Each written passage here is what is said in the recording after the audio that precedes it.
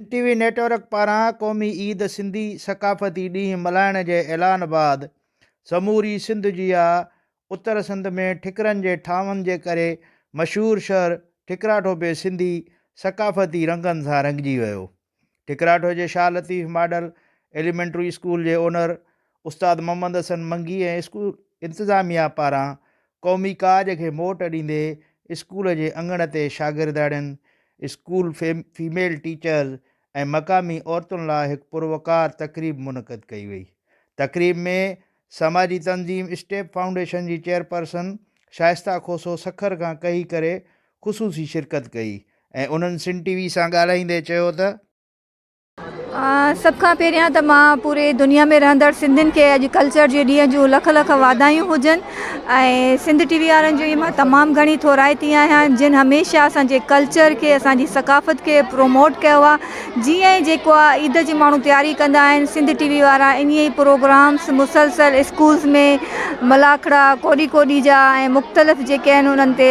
वञी करे प्रोग्राम्स कराइनि था। हिकिड़ो ख़ुशी ऐं ईद जो ॾिहाड़ो आहे जो असांजी नियाणियुनि खे भरपूर तो असां Shah Abdul Latif model elementary school जेको ठिकराठो में मल्हायो आहे।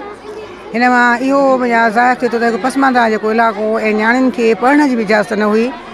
उन हिन वक़्तु ॾिसो हिन टाइम हिन ॾींहुं ॾिहाड़े कल्चर डे जे हवाले सक़ाफ़त जे ॾिहाड़े सां भरपूर तरीक़े सां प्रोग्राम मल्हायो। सिंधी सक़ाफ़त जो ॾींहुं जेको असां हर साल भरपूर जोश सां मल्हाईंदा आहियूं ऐं असां हिन स्कूल में हिन जो मक़सदु मल्हाइण जो इहो आहे त असां पंहिंजे नौजवान नसुल खे इहो पंहिंजी सक़ाफ़त जे बारे में ॼाण ॾियूं ऐं हुनखे पंहिंजी जेका सिंध धरती आहे हुनजी हिफ़ाज़त करण बाबति जेके बि शयूं आहिनि सम्झायूं।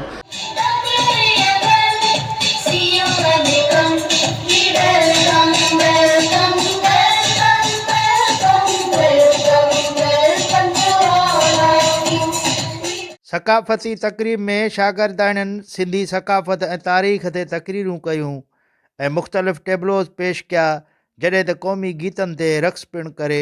ख़ूब दाद वसूल कयो। कैमरामैन अली गौर महर सां गॾु मजीद महर,